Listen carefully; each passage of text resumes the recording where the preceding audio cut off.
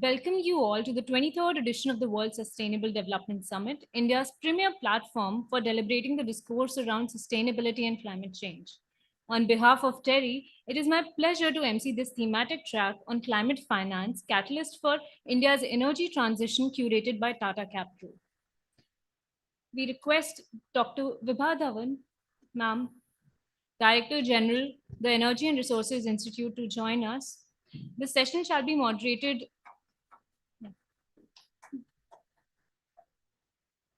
Yes. We invite the moderator of the session, Mr. Pankaj Sindhwani, Chief Business Officer, Cleantech Finance, Tata Capital, and Managing Partner, Tata Capital Cleantech, AIF. In the panelists, we invite Mr. P.R. Jayashankar, Managing Director, India Infrastructure Finance Company Limited. He shall be joining us soon. Mr. Parag Sharma, Founder and CEO, O2 Power.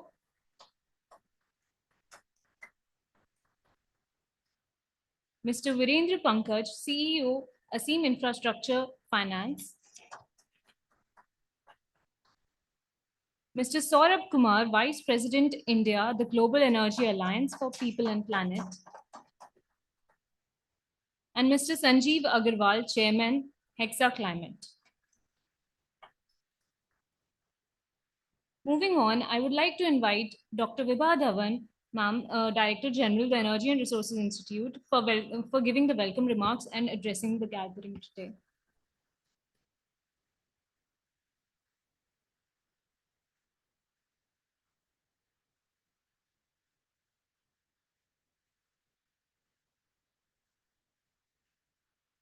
A very good afternoon to you. And I'll say it is after 1.5 days, perhaps there is some fatigue in our participants. They are little, some of them are relaxing outside and some of them perhaps have gone home. But all those who are present here, they are the serious ones. They really want to listen to what is happening in this sphere. Well, first of all, let me extend my welcome to the thematic track on climate finance, catalyst for India's energy transition that is curated by Tata Capital as part of the 23rd edition of WSDS. It's a very special year for TERI. We are in our 50th year. And not many of you might be knowing that we were established by Tatas. Our earlier name was Tata Energy Research Institute. And way back in 1974, the reason why TERI was established was that, like today, we talk of philanthropy, we talk about CSR and so on, but Tatas were doing all this exercise quietly. And JRD Tata in the Bari seat, so they were the mastermind.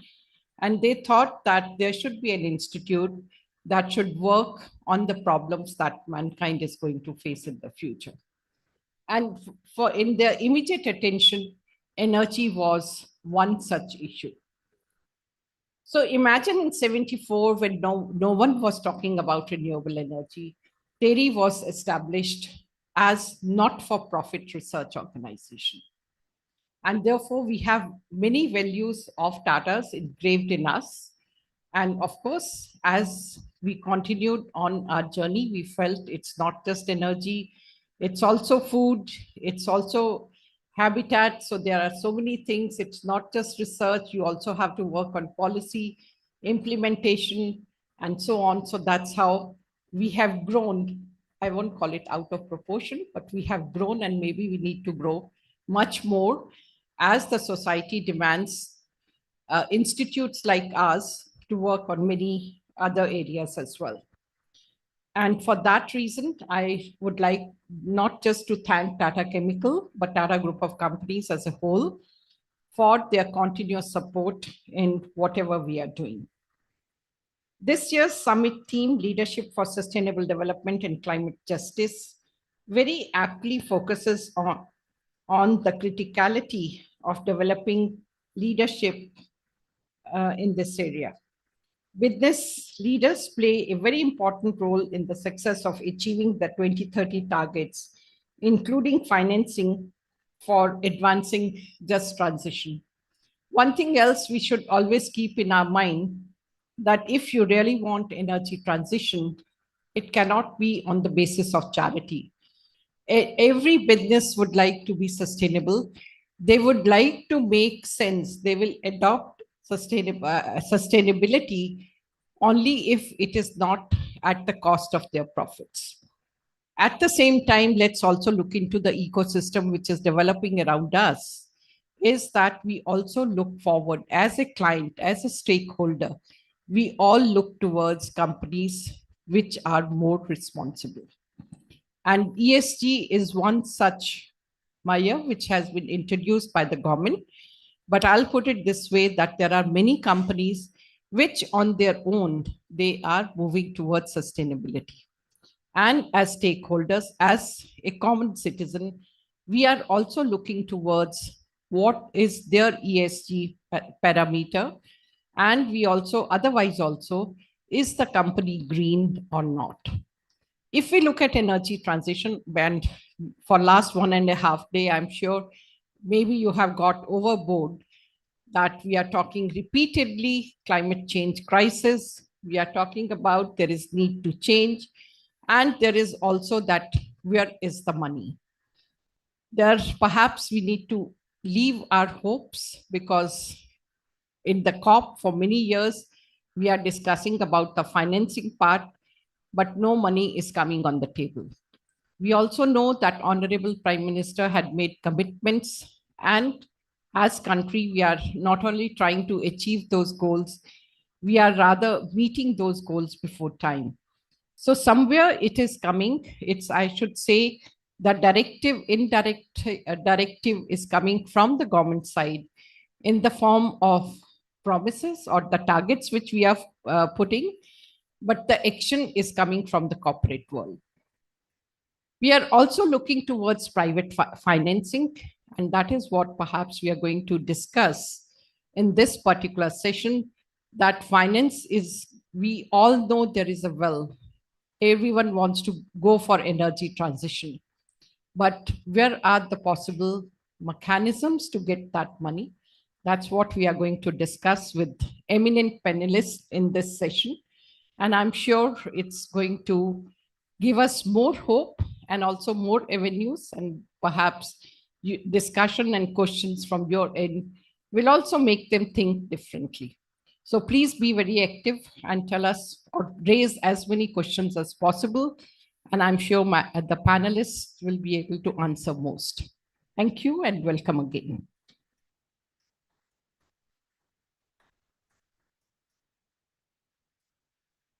Our gratitude, Dr. Dhawan, for your insightful address. I request our esteemed moderator, Mr. Pankaj Sindhwani, sir, to share his remarks and introduce our esteemed panelists.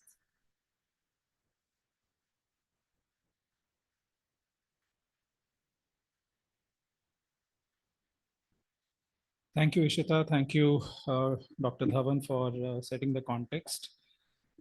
Good afternoon, good evening, ladies and gentlemen. My name is Pankaj Sindhwani. I am representing Tata Cleantech Capital, now Cleantech Finance within Tata Capital.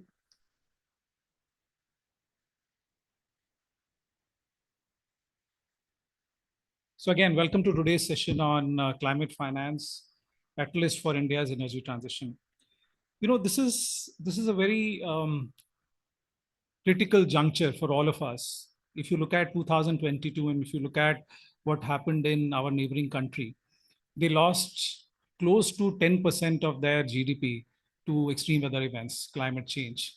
So the climate change issue is here and now. It is really urgent.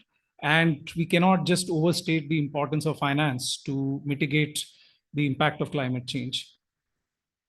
In the recent years, we have witnessed a tangible shift, a remarkable shift in the narrative surrounding climate finance. No longer viewed as a mere environmental concern, it has emerged as a powerful catalyst for economic growth, innovation, and social progress. Today, I'm honored to represent Tata Capital, a pioneer in the realm of green finance. And we are proud to say we are also playing our little part in this transformation journey. Our journey of Tata Capital also exemplifies the pivotal role that financial institutions can play.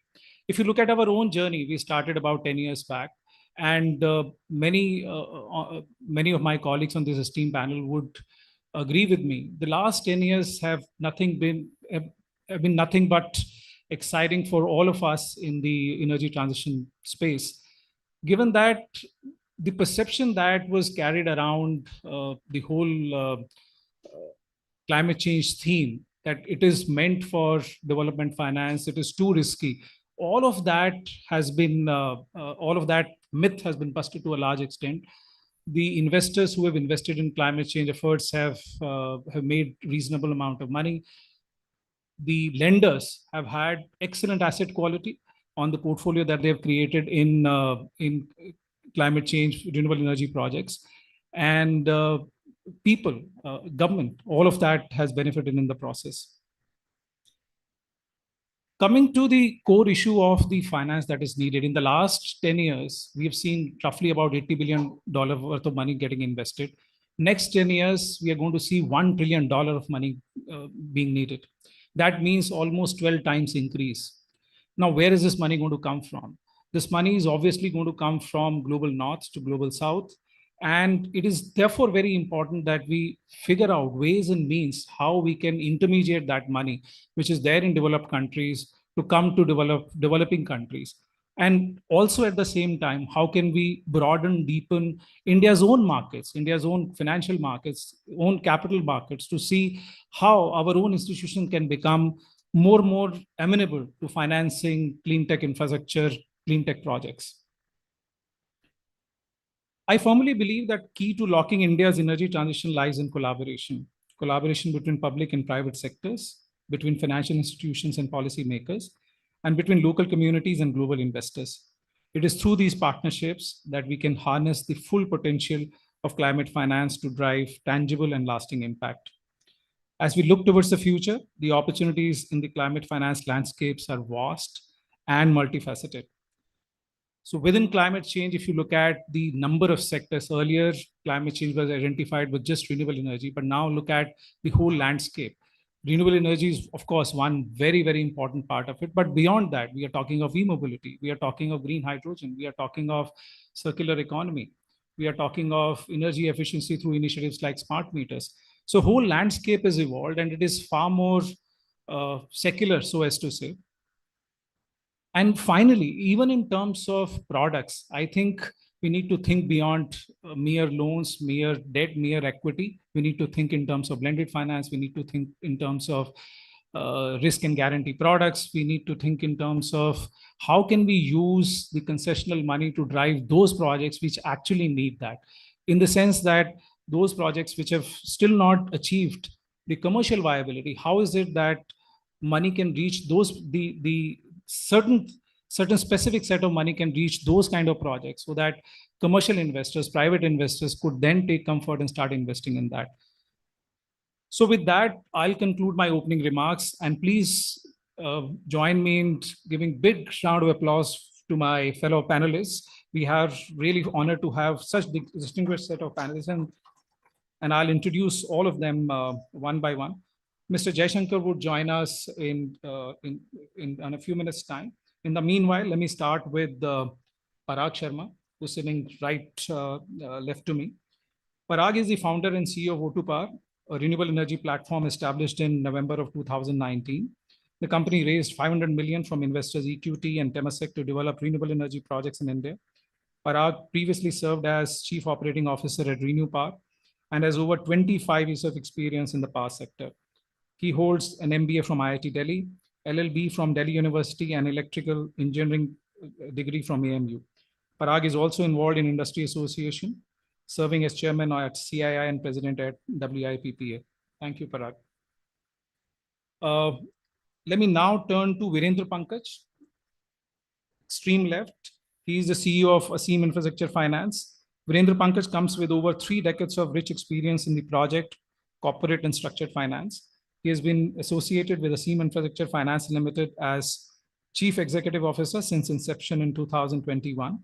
In less than 3 years of time, Asim Infrastructure has established itself as one of the fastest growing infra finance company with an asset book of more than 13,000 crores, with green energy assets contributing to more than 50% of the book.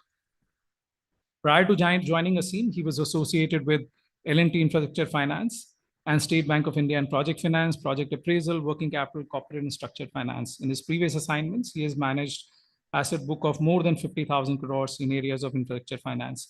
Please give him a big round of applause. Let me now turn to Saurabh.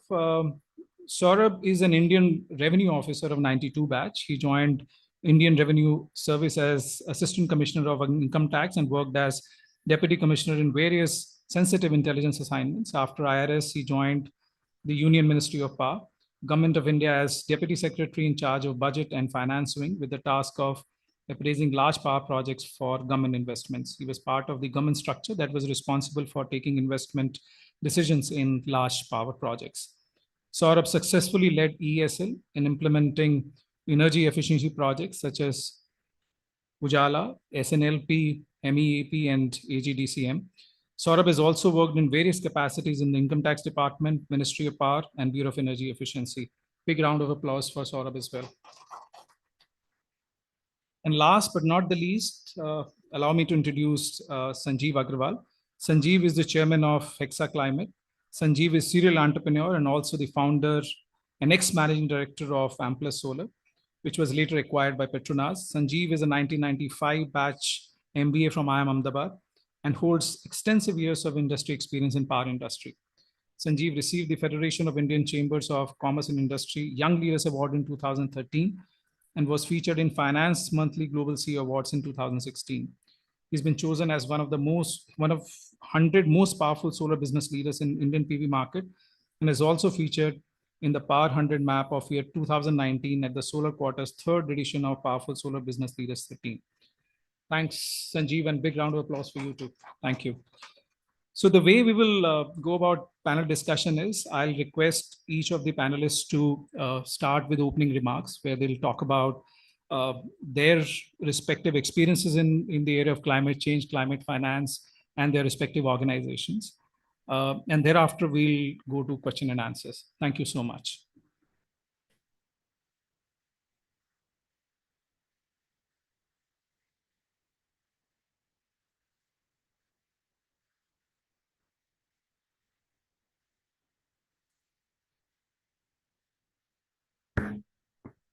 So Parag, let me begin with you.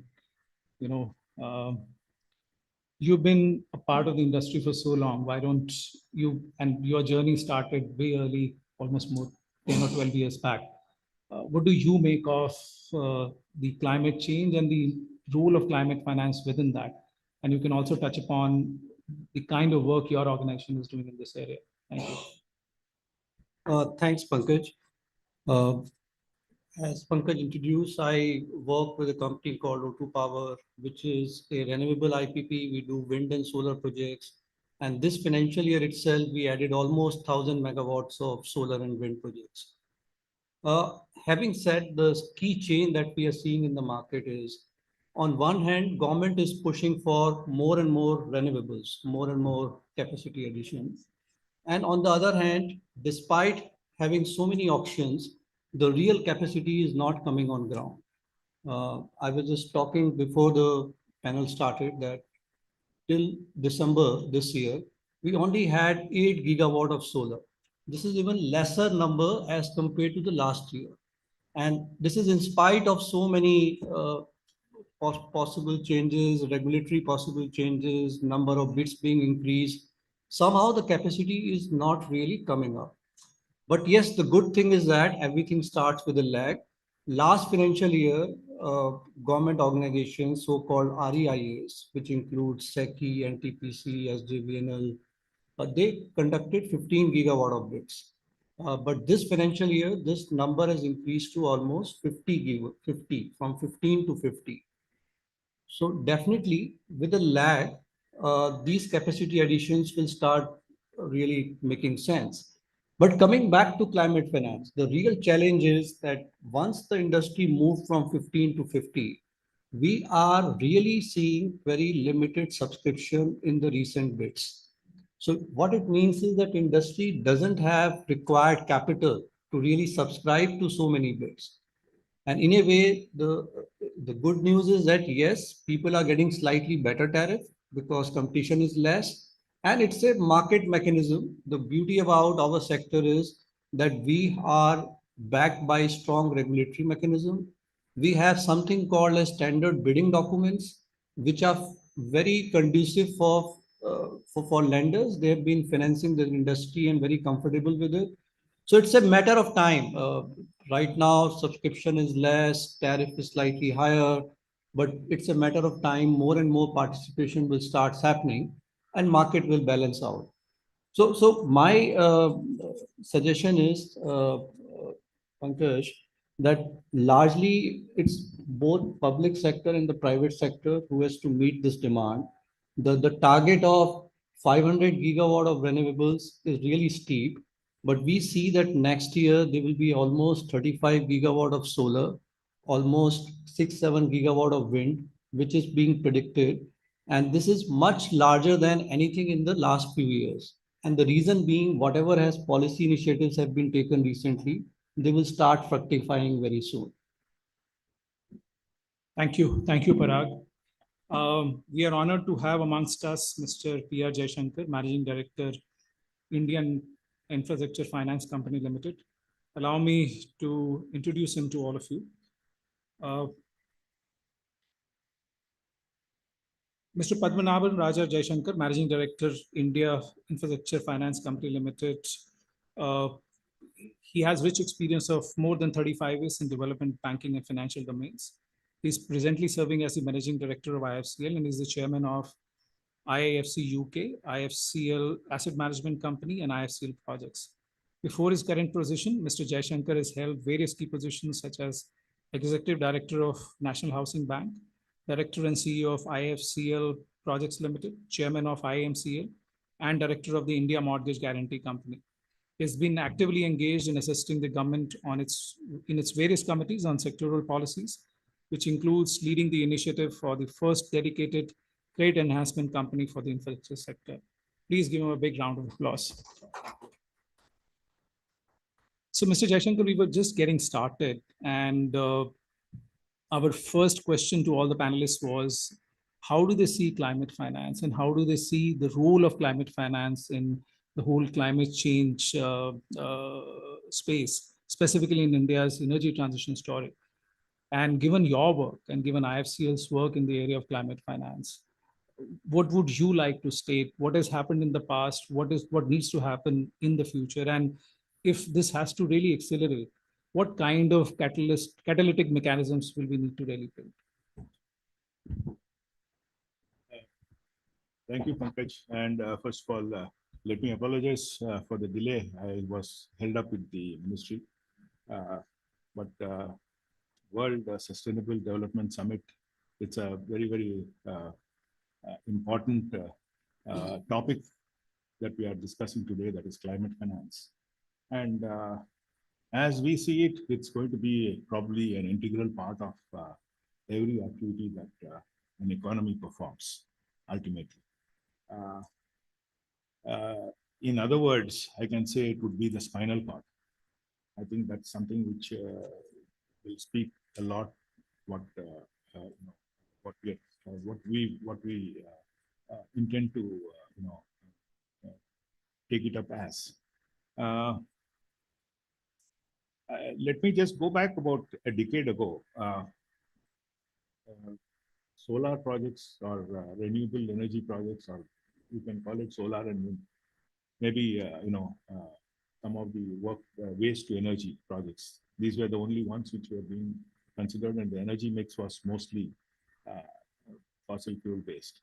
So today we have the capacities have in a decade we can see what the capacities, including hydro. I think it has gone to more than 180 gigawatts, and we are talking of the energy mix now being 50% out of non-fuel sources, just one decade.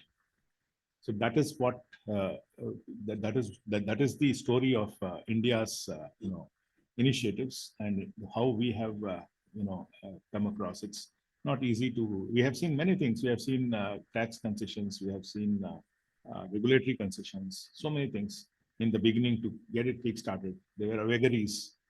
But today, I think we have a very, very good resolve. And climate finance, the seriousness of climate finance has been recognized, and we have a net zero by 2070, and we are sticking to the target. 40% carbon emission intensity, the reduction of carbon intensity, that has already been, we are already in that 40%. And we have put that, we have given the targets to 45%. 500 gigawatts out of non-fossil fuel. I think India is perhaps the leading, nation towards NDC, National Development Goals, and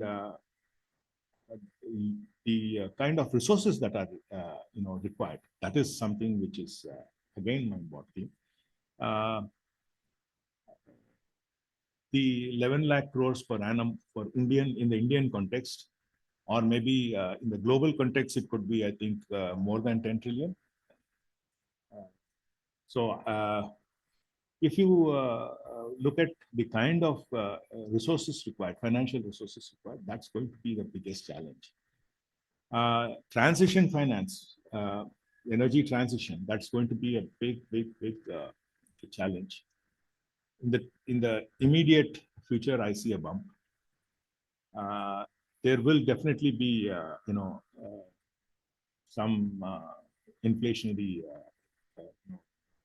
impacts. That's not because of the long-term benefits that we get. That will override whatever immediate costs are, but the costs are definitely going to be there. Who's going to share the cost? How it's going to be shared? Who's going to bear the cost? These are some things which are still under discussions. And transition costs. There is a school of thought. There is a consensus developing that it's the public sector and the government which has to actually bear this. That's exactly what's happening. Other than that, if we look at how we are going to deal with climate finance, it's going to be private capital which actually has to come in. Today, in India, local,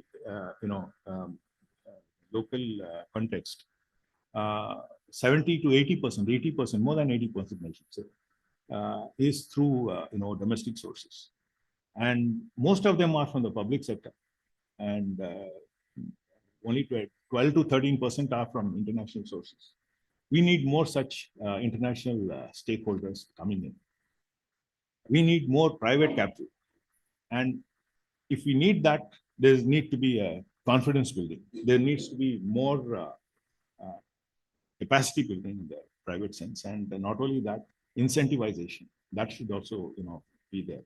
That's from the capital side, and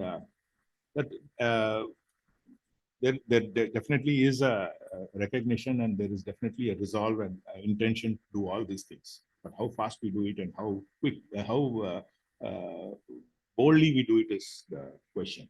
And other than that, from the debt side, we have, again, cost of debt will be an issue. Cost of debt is, again, it has to be structured debt, because we can't go by the traditional finances, loans and all that. We have to look at how we can structure finance. And it has to be structured according to unique needs of each project and unique needs of each of the phase of the life cycle of the renewable energy projects. I think these are very, very important factors that has to be considered. And specialized institutions like IIFCL, we are already been doing that. Credit enhancements, guaranteed products, blended finance, blended resources, philanthropic capital. These all are some things which need to, all flow together. Apart from that, public money, public resources, public finance must get flowing into project preparation, research. I think technology stabilization is something which we are all looking at in this phase.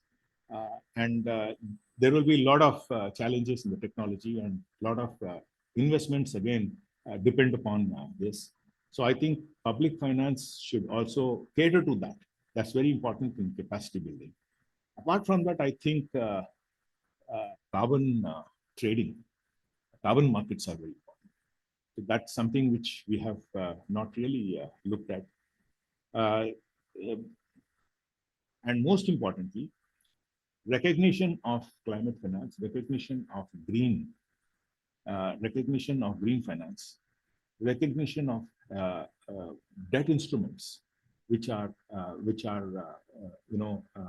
issued to fund these projects. Today, there's not much difference. It doesn't really make any difference as long as it's a bond. Pricing is all the same. Whether it's green, whether it's red, whether it's blue, or whether it's white, whatever it is just bonds. So we need to see that pricing difference come up, like in other developed markets. That will happen only if we have a good system of verification. A very good, of course, rating agencies and regulators have to, play their roles, and verification systems, and the controls of the regulations in this will need to be developed. So I think a number of actors are involved, and they need to have this multidisciplinary thinking and multidisciplinary actions across. And I'm sure most of it is already happening. Disclosure requirements we already have seen. We have seen the government of India coming up with the policy, the sustainability, policies. So I think we are treading in the right directions. It's only a matter of how fast we'll climb up this curve. But the direction is already set. Thank you for such comprehensive response. Let me now turn to you, Saurabh. Much of the 80 billion that got invested in India got invested in renewable energy, right?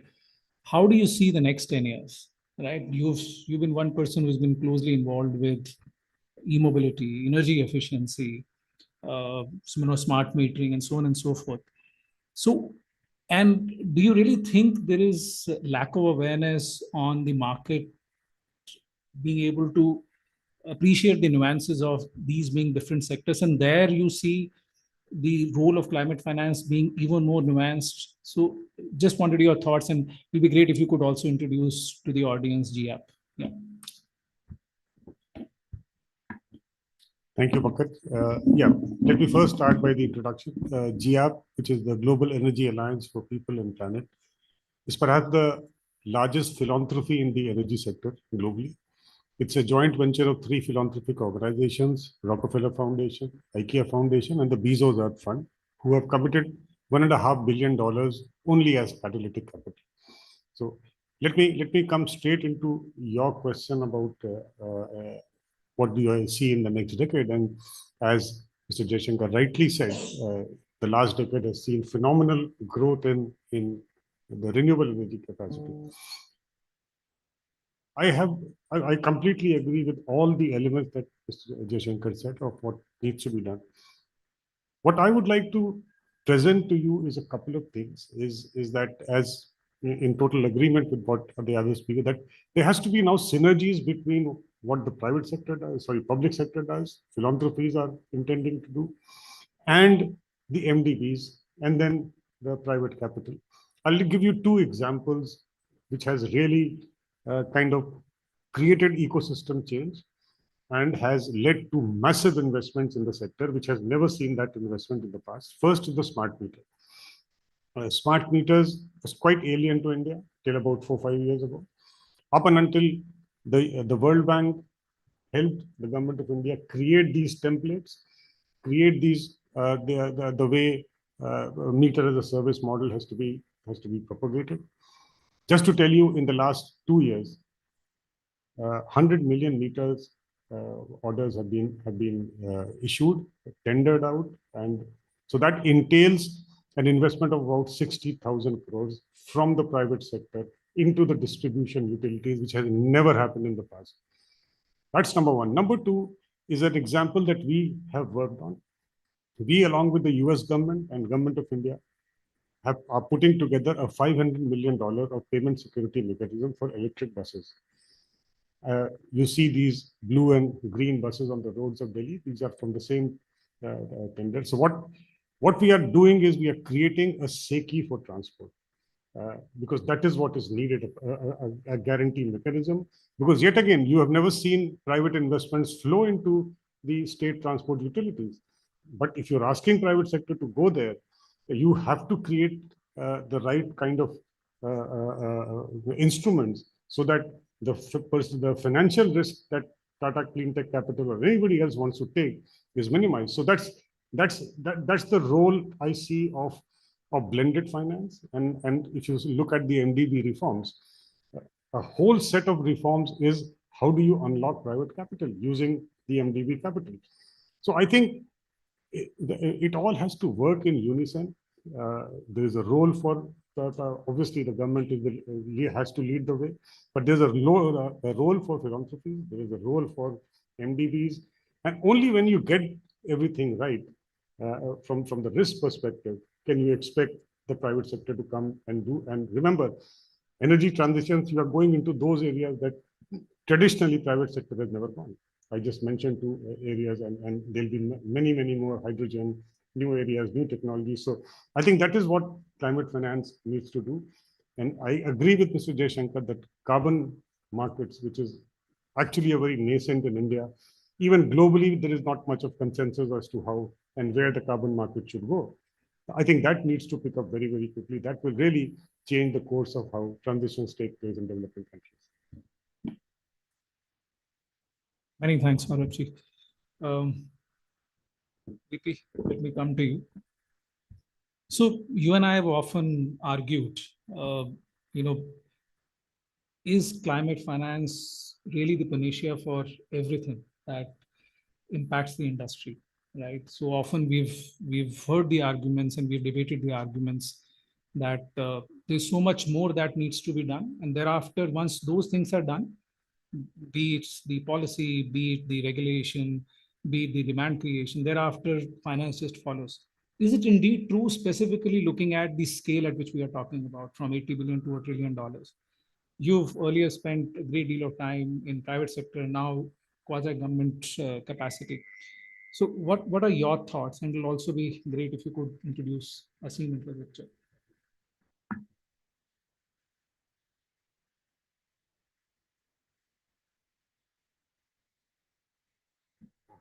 Thank you, Pankaj. Very quickly introducing my company, Aseem Infrastructure Finance Company is a NBFC IFC, which is sponsored by NIF, which in turn is Government of India anchored, fund focused on infrastructure investment, and of course they have attracted global capital around Government of India's capital, so about $4.5 billion fund currently.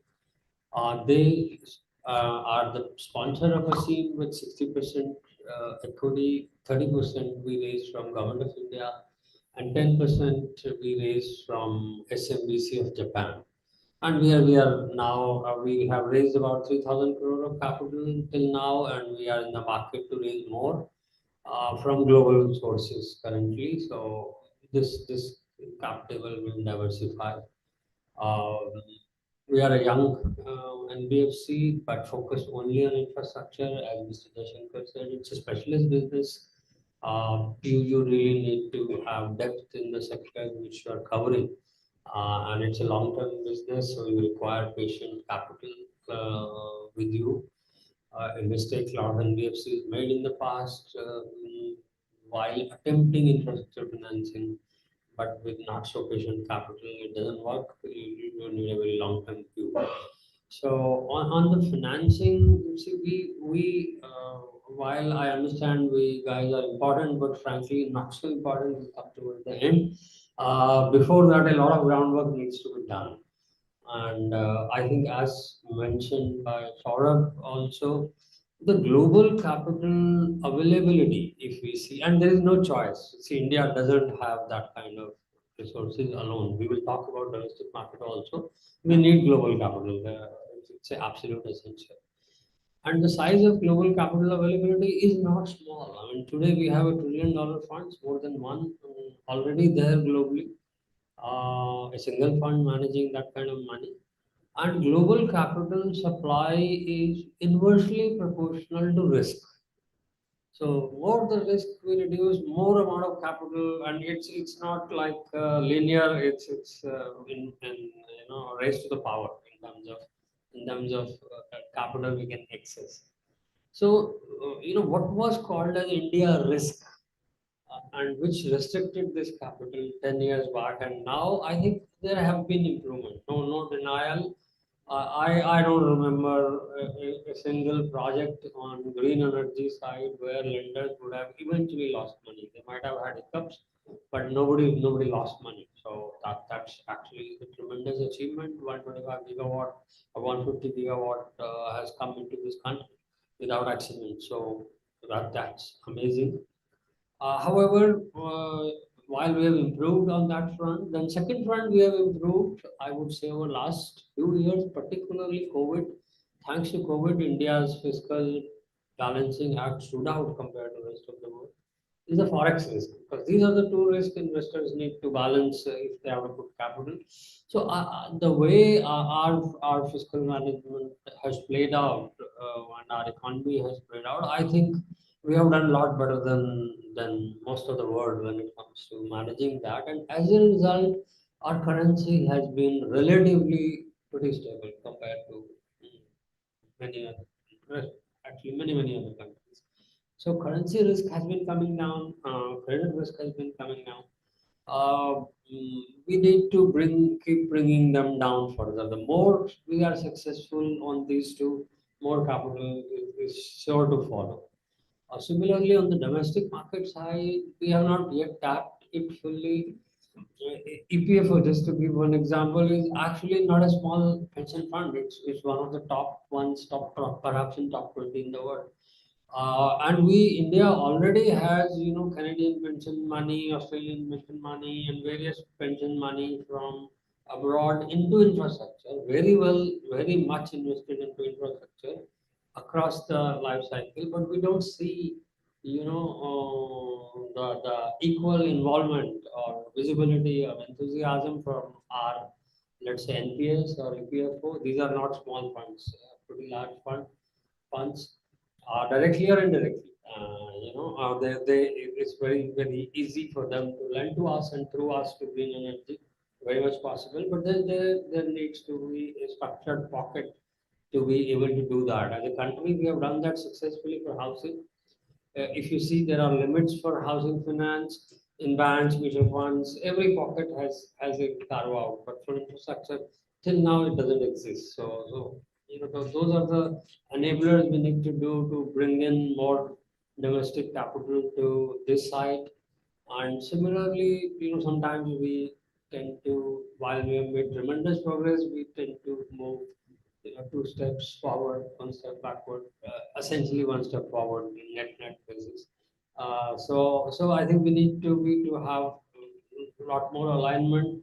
Agencies like SECI did a tremendous job in solar, and I think it's a brilliant idea that there is a thought to replicate that in other sectors, because we don't have to reinvent the wheel. I mean, we have successful models. We just need to make sure that we keep extending them to the newer sectors. So, and when it comes to domestic financing market, India is in a very peculiar position. Somehow awareness has been very low about this, but actually, if you see that India's infrastructure financing, 55%, more than 55% of that is actually done by NBFCs in India, not by banks. Banks have come down to about 45. Last 10 years, their share has been coming down. And 6 months back, this number was 52. Now it's 55 to 57 non-bank actors. And there are only 7 players in India, 7 or 8 doing this. But when it comes to sometimes, regulatory action, we seven can sometimes get forgotten. For example, I think Parag, it's a matter of concern for you as a consumer, and I'm sure for Saurabh also as a from advocacy front, that Reserve Bank of India has come out, with risk weights, increased risk weights for NBFCs. And these have gone up not by 1 to 40, 50, actually 80 to 120%. So if your raw material cost, capital is raw material for banks, right? So if your raw material cost goes up by 80% to 120%, so what do you expect? You expect, them to pass it on to NBFCs. Now, while the objective was very noble, they wanted to curb unsecured,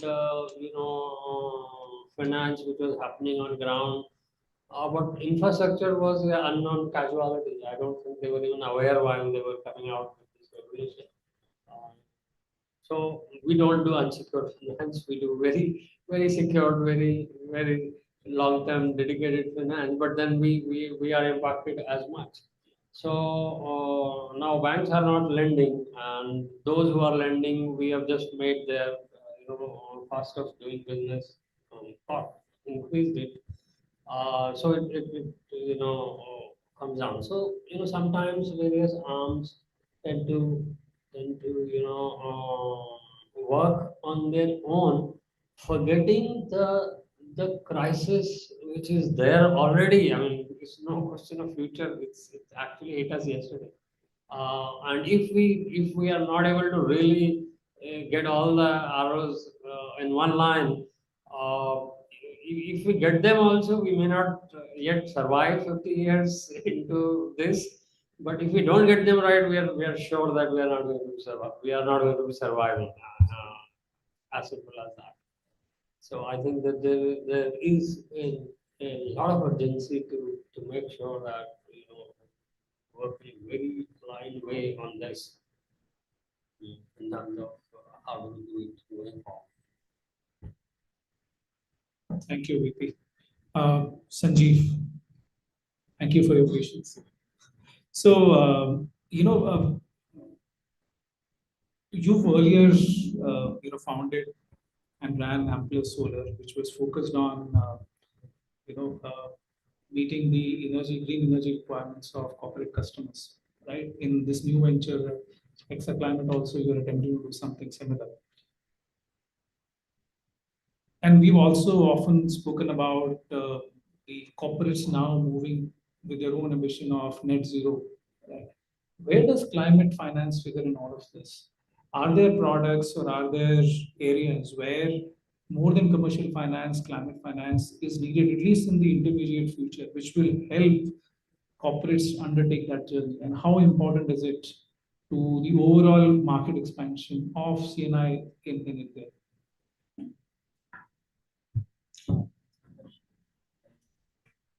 Good to be here. Always good to interact and listen to various viewpoints and very interesting points. I think looking bit back in terms of where we were in 2008-9. I used to work on the coal-based plants, and the way when the first solar projects were announced, the tariff was around 18 rupees. And I think from there, today when the bids are happening, today also some bid happened 2 rupees 52 paise, 2 rupees 53 paise. So we have come a long way. Now, what does it mean for the consumers? Why are people really so excited about the renewable energy, which they were not probably 10 years back? Is, as ma'am was talking about, whether it really makes sense commercially for the customers. I think it's a question about, is it really making sense for the customer? So my view on the finance, any form of finance, is that it will find its way, and it will really find its way into industries where they think that it is going to be something which the consumers want. So whether it's the energy industry, whether it's any other industry, unless the consumers really want it, the capital will find ways to block it. And if you think this is making sense, then the climate finance will really come in there. Now, coming back to your question about that, what is really climate finance? I think, and why so much money is really finding way into this industry is because that's what the customers want, and they want it for two reasons. One is because of the money savings, it's about the financial savings, and second is people are realizing the need for doing something better for the society and something better for the earth. And I would say that we are in the transition mode, both as an economy, where we can think a little bit more about the renewable energy than the pure energy, because I think our basic needs have been met. So we have the basic needs which are fulfilled because of the fossil fuel and all that. Now everybody can say that now every house is electrified more or less. We are able to supply electricity maybe 12 hours, maybe 16 hours, whatever is the number in different parts of the country. Now we need to do something more than that. And that something more, if you look from similar to like a analogy from the Maslow's hierarchy, our basic needs are fulfilled. Now I need to move up the curve. Now how do I move up the curve is essentially I want electricity, but now I want green. At the same time, I also don't want to pay more for it because the basic needs are being met. So give me something better, but probably at a better price or the same price. That is where we are. So if we can meet that requirement, that's where a lot of money will flow into the system. And I think it's a complete transition which is happening in the usage side as well. And there's not simply renewable energy, because renewable energy is such a low-hanging fruit that we all talk about, okay, solar plant, wind plant, this is happening, that is happening.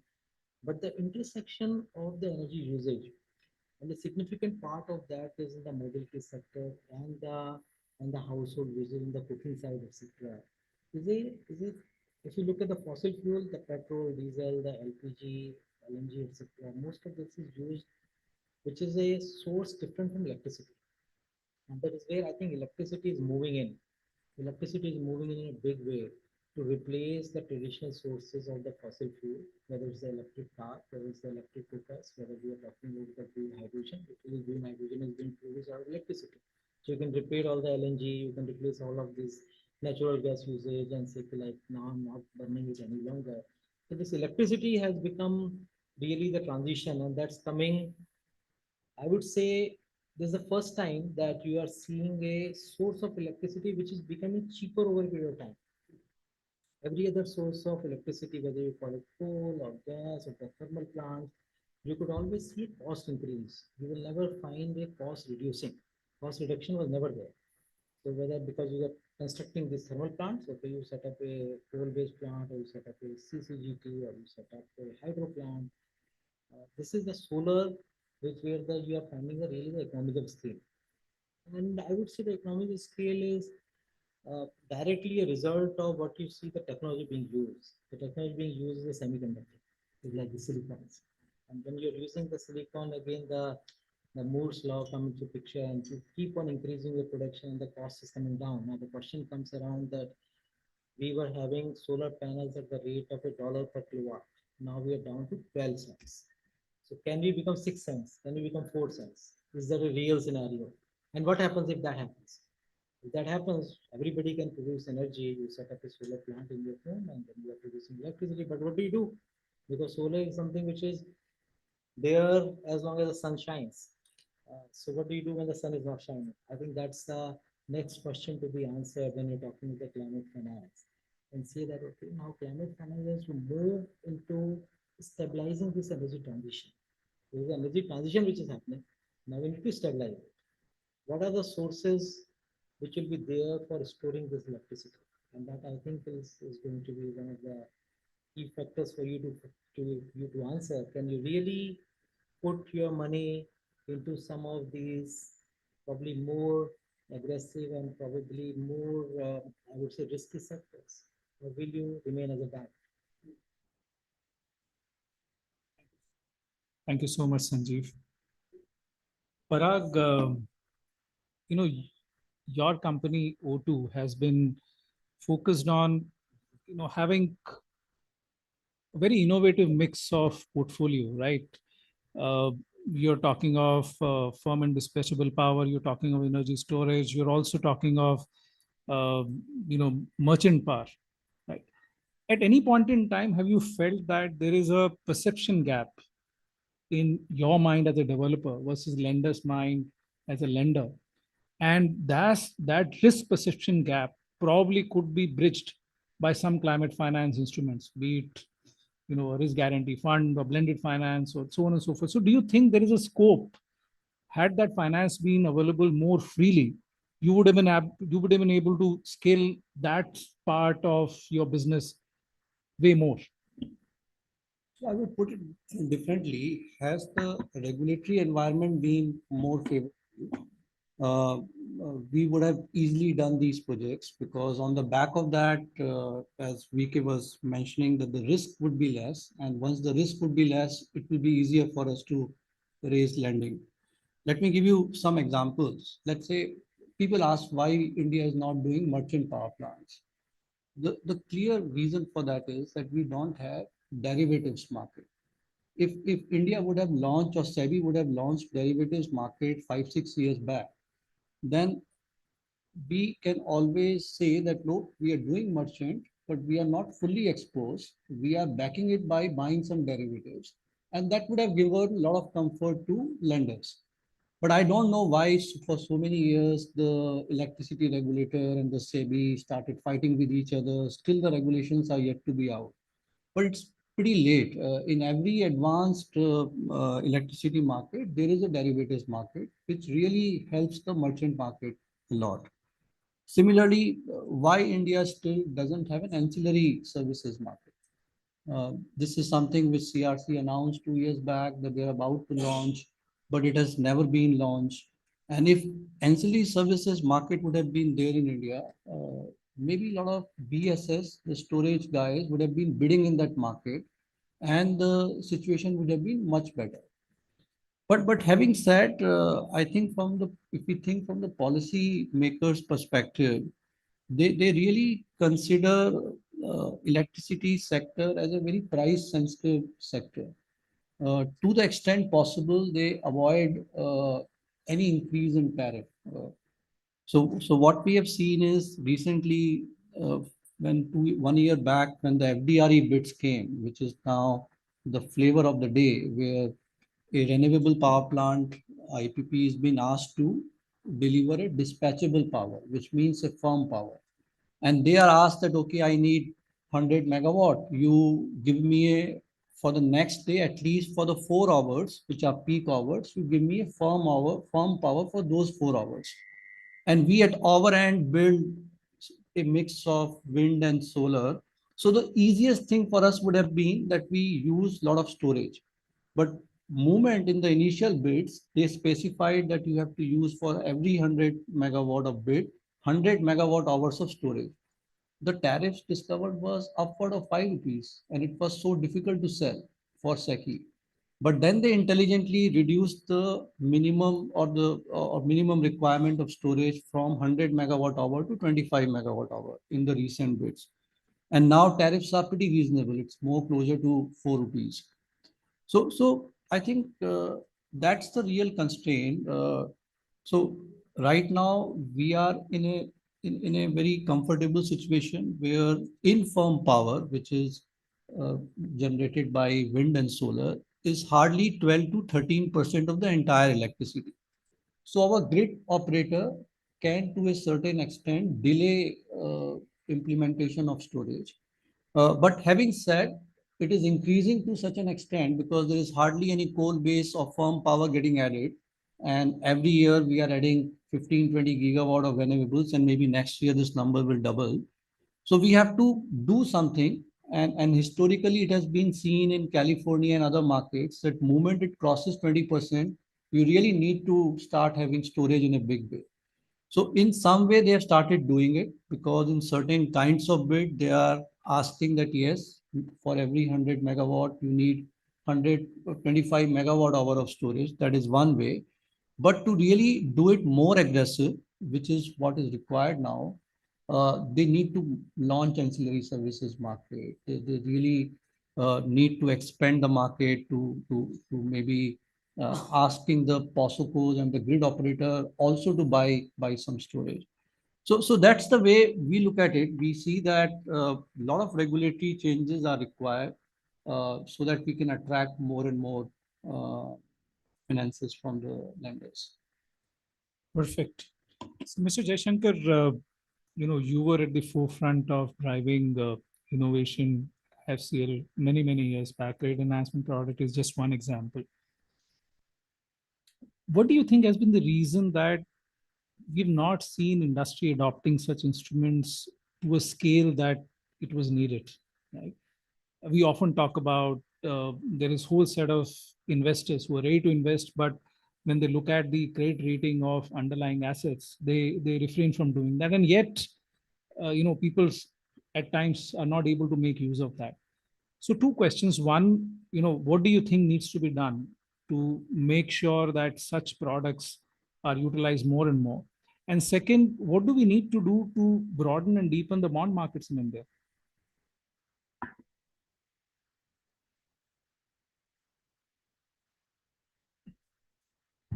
Yeah.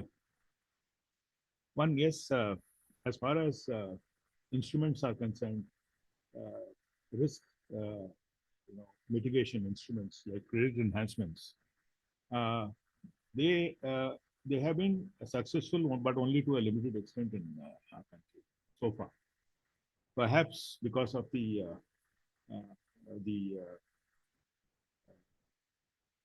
you can say the arbitrage that is that exists between the bank loans and the bond prices, and if the spread is not much, obviously the issuers don't really find the necessity to go for a migration from the bank loans to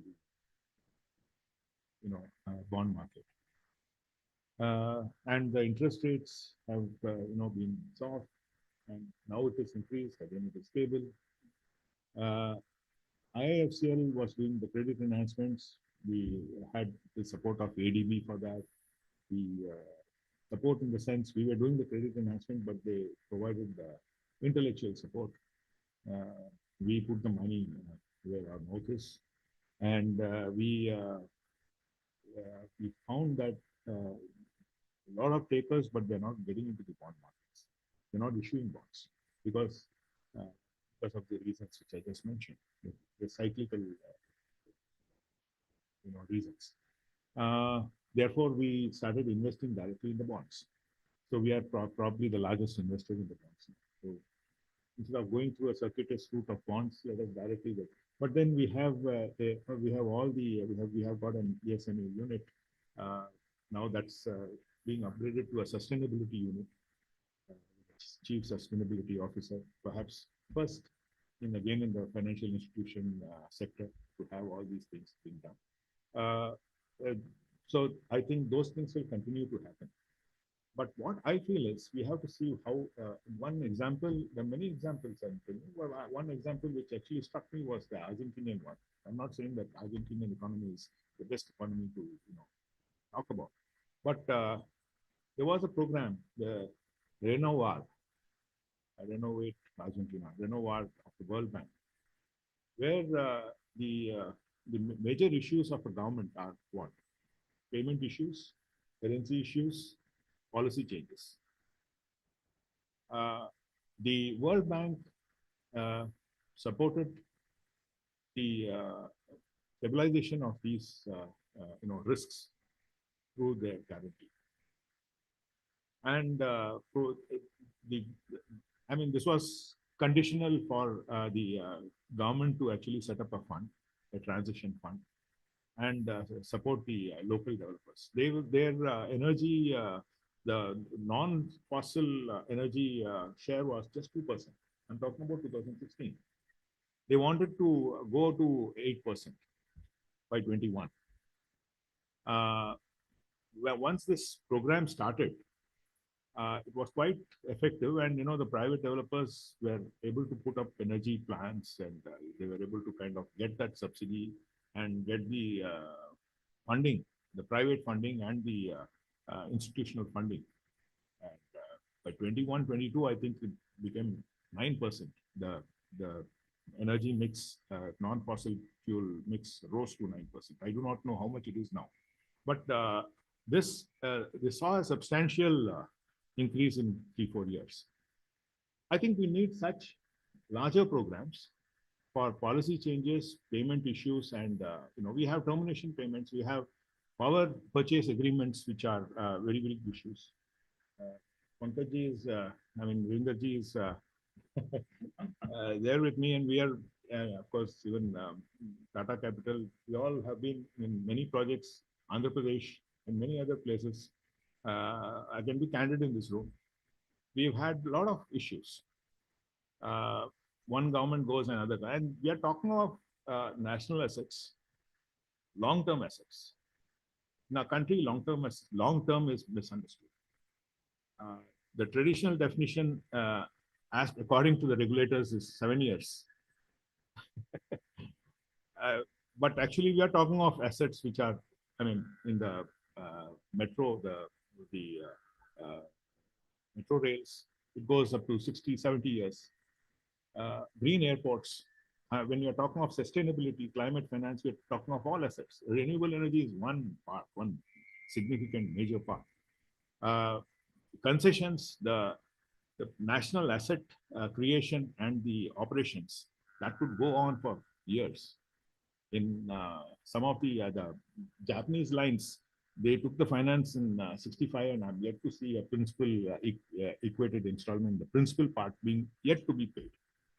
1965, and today we are in 25, almost 35 plus 25, and principal is not yet paid.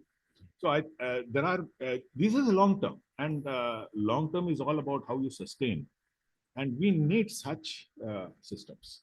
And if such systems are there, regulations are also actually to support that. In India, bankers, lenders find a very peculiar problem called restructuring from the regulator's point of view. I was just talking to a very top bureaucrat in the government of India. I was telling him what exactly we lack. Project concessions, project life is quite large. It sees number of generations of people, number of governments. One government coming in and changing rules, policy changes in between, puts the entire system busy. We need a law. We need a infrastructure law. Probably a renewable energy part could be a code within that, and green and climate finance code could be within that. But the problem is about enforceability and ensuring that the provisions of the covenants, contractual covenants, remains throughout the life cycle. There must be provisions for negotiations and adapt to changes which happen from time to time. Obviously, one technology can't be seen as going all up to 100 years. You have to have those covenants. The facilitation should be there, but the essential part of the contractual provisions of those which actually pertain to promoters' safety and liquidity and the returns. I think those should not be tampered with. I think that's very important. That's why I say, how much ever we have policies can take care of it. Policies, you set aside policy, so policies can change, but law can't. You need a central law. So even if they want to do a change, it should be different. That is something we need. This is one part. And second part is when we are talking about bond markets, we need retail investors. Vinderji was also, the forum we together, he was mentioning about a separate category, of infrastructure bonds being recognized by the regulators. Probably that will help. Like how we have the most successful government securities, and for bonds, operate a very good bond market to exist, you need a prerequisite is a government securities market, and we have that. Our turnover ratio is more than 4. So I think the technology is there. We need the retail participation. We need more individuals coming in. And if that's required, we need to have a more, we have to have a two-way trading system, market making.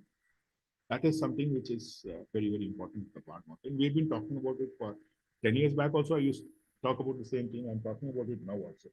That's the unfortunate part of it. Bond market is something, you know, a domain of regulators, and we need to kind of get into this.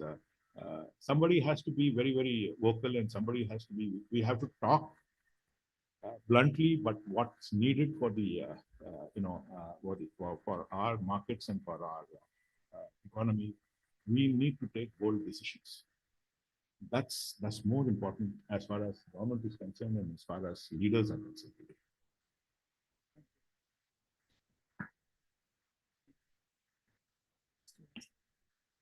Yeah. Saurabh, for as long as I've known you, you've been a huge fan of scale, demand aggregation, whether it is Ujala or the air conditioners and now e-buses. What's the reason that we've not been able to intermediate climate capital or climate finance at scale? Yeah. Is it somewhere an issue of awareness, or is it somewhere an issue of perceived risk or real risk? What is it which is, and we all recognize the need. As VP earlier said, so long as you're able to set the policy framework right, Mr. Jaishankar said, if you have the laws right, do you really think if we have these elements in place, then capital will flow at scale? So let me be very brief. I think I'll basically pick up two things. First of all, any investable project in India in the last decade or two has never found problems in getting finance. Now, if it is a renewable energy project, we can club it as climate finance. But I think the issues are basically regulatory unlocks. Let me give a very simple example. You have a renewable energy project for 25 years. Now, the tenders and the regulations say that the person investing cannot get out for X number of years. Now, in this 25-year journey, there are many different kinds of capital that you can possibly attract. One is a private equity wants to build, after 7 years or 5 years wants to go. Then you have the pension funds who can come in and so I think what we need, the second thing, which very rightly Parag said, the ancillary services market. Now, this country in 2017 needed 4 gigawatts of ancillary services market. We still don't have it. We did a calculation that if the government procures 4 gigawatts of battery at that point in time, at $400 per kilowatt hour, and socializes it across the value chain of electricity, the impact will be less than a paisa per kilowatt hour.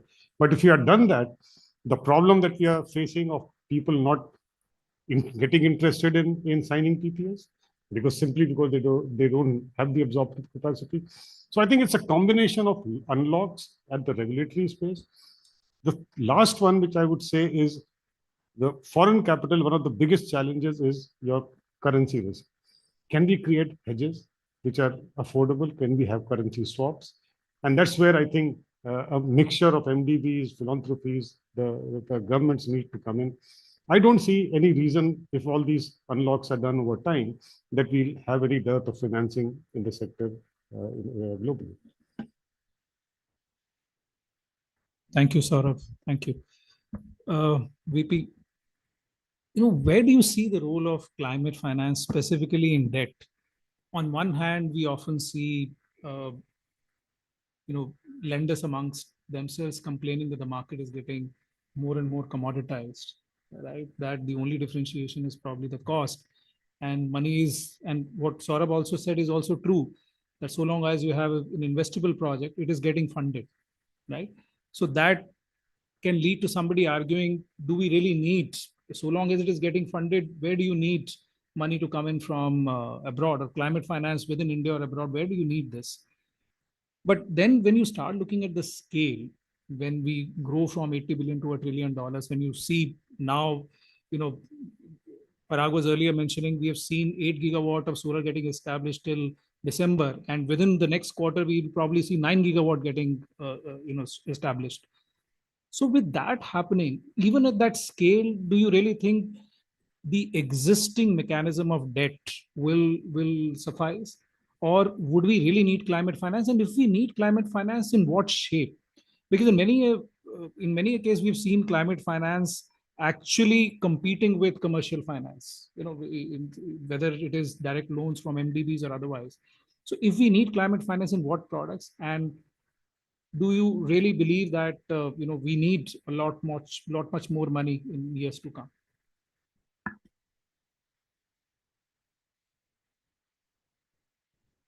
I think it boils down to preparation and how committed we are to the goal. So definitely what worked for 10 gigawatt a year, which has been our run rate by and large, will not work for 50 gigawatt a year, or will not work for, and we are talking about 500 gigawatt, to come in years to come. So so do we want to wait for problem to become acute and then find solutions, which we sometimes tend to do, or we prepare ourselves? So given the scale, I think we need to prepare ourselves right away, and set in place the channels which will bring in more sources of capital, be it domestic, be it retail, be it global, be it mitigating forex risk. We have to keep doing. There's no end to it, just because we were happy experience in 10 gigawatt a year doesn't mean we will be ready for 50 gigawatt a year. We have to get it right before the problem comes, not wait for it. Thank you. Uh, Sanjeev, question for you. Government has recently announced the solar rooftop program. Yeah. And you've been a huge fan of solar rooftop in your earlier stint also. How do you think it'll really work? Government has huge ambitions, right? Har Ghar Solar. So with that, what do you think will really need to happen on ground that this time around we are able to get our act right and we are able to scale it up? And within that, what role will need to be played by developer? What role by investor or financial, and what role by climate finance? Yeah, so that's something which touches each of us, and everybody wants like a solar on their rooftop. To be honest, like I worked in the solar sector for 5 years. Only after that I had a solar on my rooftop. I don't know how many of us on the gas also still have a solar rooftop in their homes, because the that's a real question that whether you can put your money where your mouth is, and I think couple of challenges there. Not a very difficult thing. I think it's a very little bit of a I would say cultural challenge as far as we are concerned to utilize our roofs, because as house owners we have multiple uses of the roofs, and people sometimes don't want to block their roofs. So this is one of the reasons which comes from the cultural side. Whether I want to construct another floor, whether I want to construct another room, whether I want to use it to dry wheat, dry my clothes, or just to fly kites. So there are multiple uses, so people don't want to block it for 25 years. So this is one of the cultural challenges. But having said that, the cultural challenges are often overtaken by the commercial side of it. If you look at Gujarat, Gujarat has been one of the most successful states as far as the residential rooftop is concerned. There you will find almost 20-25% of the houses having the solar rooftop. And that has happened for two reasons. One, the subsidy, because the government has been very consistent in giving subsidy of 30%. And the other is the adoption by the distribution companies. So whether the distribution companies should consider rooftop as a friend or an enemy, that's the question. Because will you consider rooftop saying that this guy is not going to buy electricity from me any longer? I don't want to promote it. Very simple. Or you say that no, this guy is very good. He's creating a distributed source of electricity, and this is going to stabilize my grid. And anyway, these guys are not paying enough, and these are like the residential guys. So let them go out of the grid. How does it really matter? There's a question about the perception of these two things. If these two things can be reasonably taken care, implementation is easy by the distribution companies, and you give some commercial incentive to people. which this time the government seems to be getting the first one right. Commission incentive is there. The government Prime Minister has announced okay 40% subsidy to less than 3 kilowatt and all those things. So this gives a little bit of incentive for people to move. It may not necessarily mean any saving for them because somebody in the value chain, somebody will take away that subsidy. That's a separate matter. But at the end of the day, it gives some impetus to people saying that I want to go for it. And make it simple for the distribution company, go for Netflix, whatever you want to do. Let people go ahead and do it. It's not a bad thing to do. Yeah, that's really encouraging. Do we have time for Dr. Dhawan for one or two audience questions? Yeah. Yeah. Yeah, we can take all the questions in one go and then. Hello. So, sir, it's a question to all the panelists, I would say, mainly about the ambitious solar rooftop program that the government has recently announced. So, one of the challenges that I do see in that is that I belong to Gujarat only, so that is why I've seen a lot of solar installations happening over there. But the reality is that more than 50% of them are not working. And out of those 50%, 80% of the people are not even aware that these are not working. That is the biggest problem over there, because nobody really checks the app where the generation is being given. Even if the inverter has got broken down or that there is a lot of dust on the solar panels, nobody's actually even coming to do the servicing of that. So this, I think, is one of the key challenges in the adoption of this. And I wanted to understand from you that are there any initiatives from the private sector or the government sector to make sure that these maintenance issues are taken care of properly? Only then will this program actually go from the present 3 gigawatt to a 30 gigawatt kind of an ambition that the government has. My name is Akshat Khare, and I'm also an entrepreneur in the solar industry. Yeah. Thanks. I'm Utkarsh. I work at the CSEP Research Foundation. Nobody spoke on the financial state of the discoms on the panel. I mean, Parag touched upon the fact that capacity installation has been declining. Many would argue that this could be due to discoms. Mr. Pankaj said we have already a working model of SECI, but if discoms were already good in the first place, we may not need such a model. And I mean, it's arguable whether or not SECI is sustainable in the long term. So, an industry perspective, the problem would be welcome.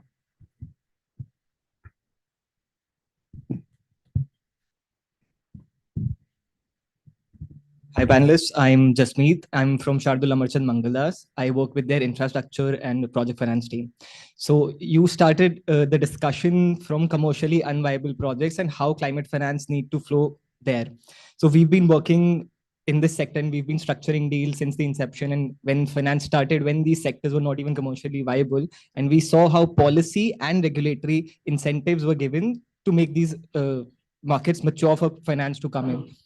Now what we're seeing is it's not just climate mitigation, but the climate change is happening, and we need to invest, and finance need to be driven to climate adaptive projects.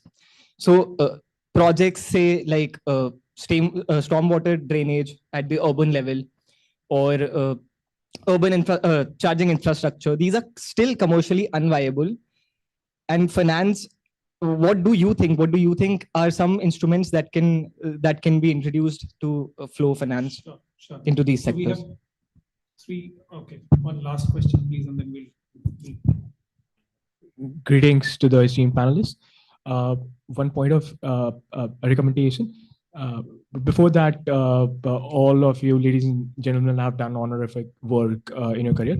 So, firstly, we need to not to brush off in the wrong way, but we need to step up and come out of our inferiority complex. One is like agencies like ours, like the Indian think tanks like NIOA, TERI. We need to put our game a bit up. Right now, we depend on IEA, we depend on BNEF, right? So if we have our own long-term roadmaps, and if we, I respect the committee class, right? So I run my name is Akash Kendri. I run a startup. We talk to vehicle OEMs as well as governments. So the thing is, sometimes the committee class in the bureaucracy, we like to hold upon the data, right? So, but we do. So that is one aspect of our own long-term roadmaps, our own intellectual discussions internally, right? Uh, uh, and once we start doing that, and the committee class, if we liberate a bit more of the licensing of the data proliferation internally, right? This will, which is happening. So this will basically increase the efficiencies. That's all I wanted to mention. So we have, sorry, sir, you would like to, yeah. So so I was saying, so we have three questions: solar rooftop, discom, and then you finally talked about adaptation. So solar rooftop, who would, yeah, please. And you can probably take up adaptation also, sort of. So why I'm picking out on the rooftop is that we have been working with MNRE for the last 3-4 months to design this whole thing.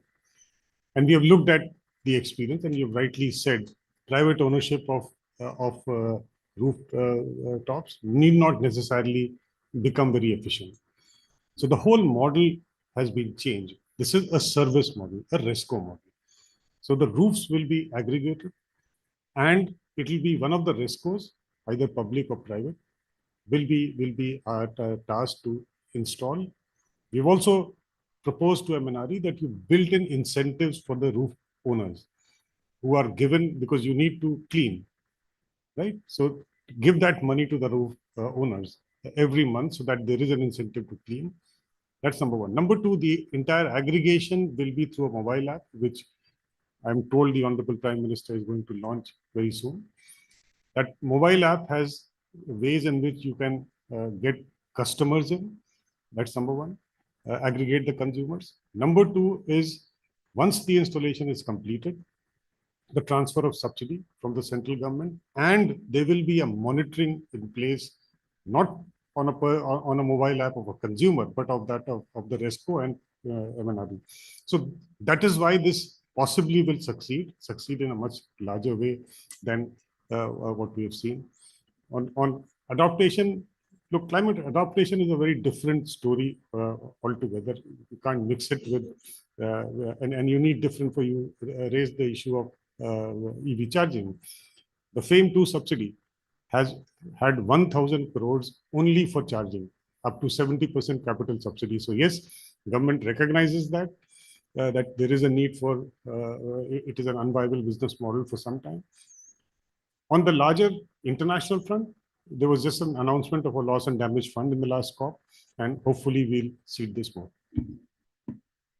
Thank you. On discom, who can, you'll take that? Okay. So I think on discom, two things. One has been a issue of their financial health, and second has been the larger issue of prioritization for the state government. See, there will always be competition for resources. So question comes to prioritization. So what has been recently done, if you see over last 1 year or so, is that prioritization issue has been somewhat addressed. You have a stick now in terms of access to the energy market, spot energy market. If states default on their payments, they will be cut off. And if you are cut off, you will have blackouts. If you have blackouts, you will lose votes. So it's very simple. People have got used to having electricity. They're not going to tolerate, blackouts. So that's the strict model which is working. The carrot bit is working in the interim because some liquidity has been given by PFC REC for the past dues, but current dues now they are paying on time. So even Andhra Pradesh is paying on time. Everybody is paying on time right now. The larger issue, of course, we again have a successful model. I think, I don't know, essentially it's a question of political will, but I personally think it will come. We have all seen on the LPG, the direct subsidy model.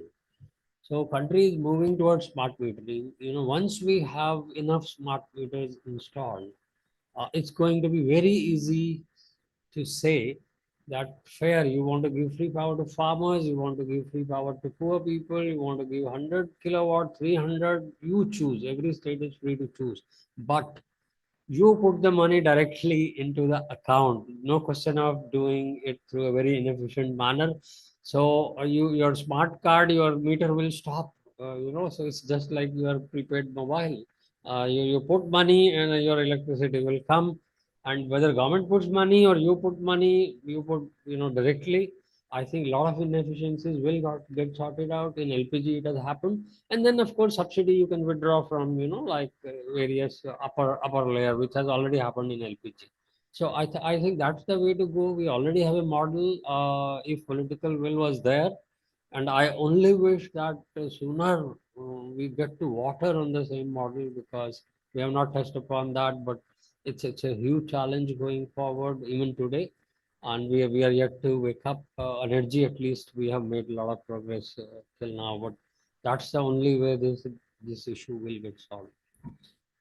Thank you, and please join me in thanking all my esteemed panelists. It's been such an enriching and such an enlightening discussion. Parag, Saurabhji, Sanjeev, Mr. Jaishankar, and my namesake Virendra. Thank you so much. Thanks a lot. In fact, on behalf of TERI also, I'll like to join you in extending thanks to all the panelists, and more importantly, all those who are present off dais and raising questions as well as listening to us carefully. It's a huge challenge, it goes without saying. And I'd like to add one point which was mentioned, that it took you so many years to convince your family that you should go for solar rooftop. And I suppose if we need to succeed, that bringing that awareness among common people is extremely important.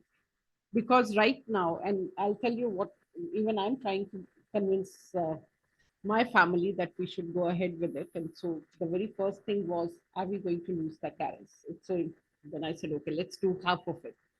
And then the simple calculation was that the person came and they said it will be 2,000 rupees a month to ensure that panels are kept clean.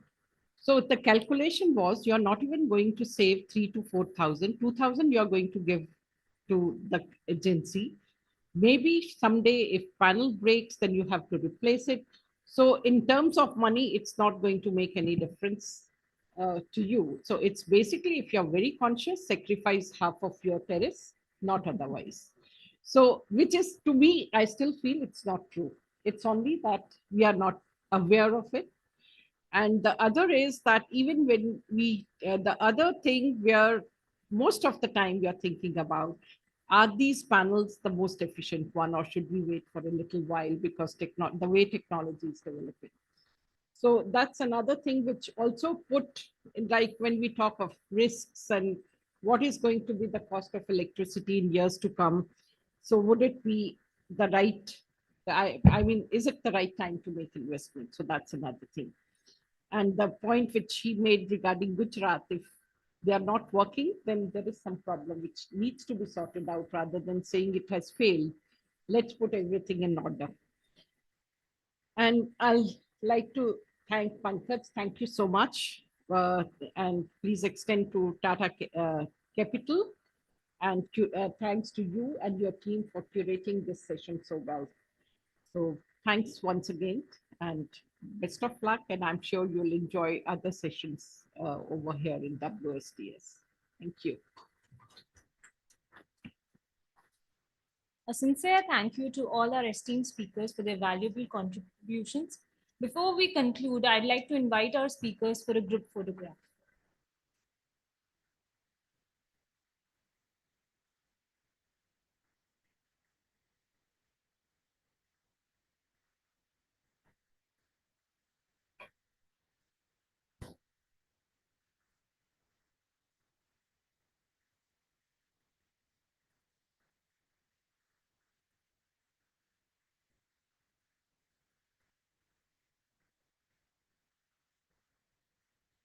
Tea and coffee will be served outside Magnolia Hall. Please join us. Further, we invite you to join us for the plenary session on nature and ecosystems from 6 to 7:15 at Stein Auditorium. Thank you.